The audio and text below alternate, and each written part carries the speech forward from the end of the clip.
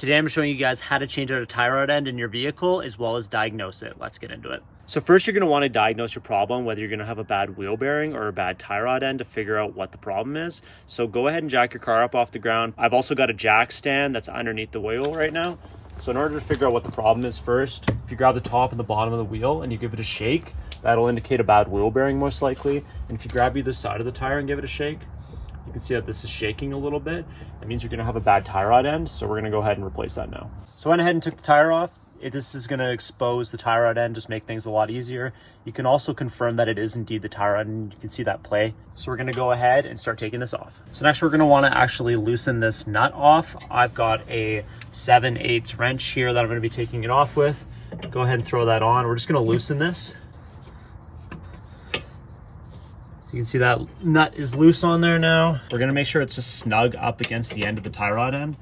This is gonna keep our alignment in place. So we want this screw to be exactly where it was. So when we go ahead and unscrew this tie rod end off, this nut's gonna stay exactly where it is. So our alignment isn't out of place too much, but we are probably gonna need an alignment after replacing this anyways. Next, we're gonna go ahead and take this castle nut off. Obviously there's a cotter pin on here. So we're gonna remove this cotter pin and then we're gonna be able to take this castle nut off and then we'll be able to slide this whole piece out.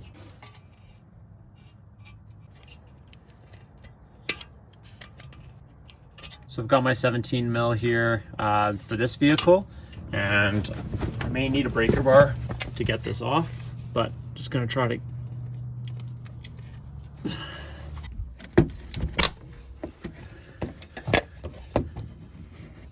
we go.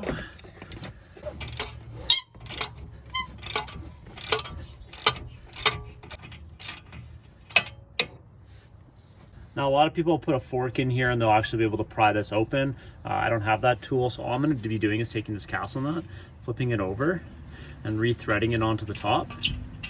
I'm trying to get that in line with the top of the threads there.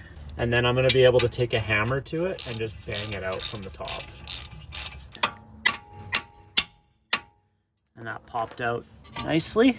Loosen the castle nut back out.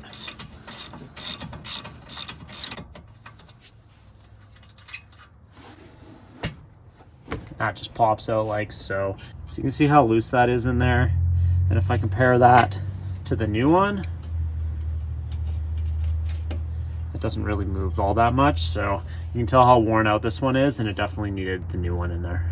So in order to actually take this thing off, we're just gonna be spinning it and it'll come right off the end. And then the reason that we left this nut exactly where it is that we're gonna be threading the new one on and matching it up with that nut so that the alignment stays true to where it was. A lot of people actually count how many spins you do as well, but since I'm leaving this nut here, I don't have to worry about that. So I actually teamed up with eManuals Online for this repair. They have 2.5 million different repair manuals available for every vehicle you can think of, especially the older models. They're the exact same manuals that the dealerships use, and when you're doing something for the first time, they really help out so you're not fumbling around trying to figure out the repair or the build. They're super cheap. This manual was like $35, and if you're interested in grabbing a repair manual for your vehicle, click the link in the description and use code DIYAndrew22 for 22% off at checkout. You won't regret it. Since I had the nut left there, I'm gonna go ahead and install the new one, and I can just butt up nicely against that nut and it'll be relatively the same alignment as it was before.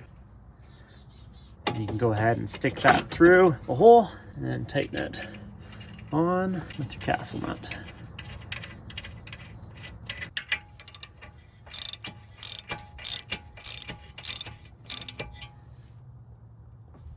So you just want to make sure to tighten it enough so you do have a slot so you can get that cotter pin through the hole. So make sure that your cotter pin ends are touching your castle nut. That means that you won't have any vibrations while you're driving. Make this cotter pin come loose and then actually loosen your castle nut off. So now we're going to go ahead and tighten this nut back up.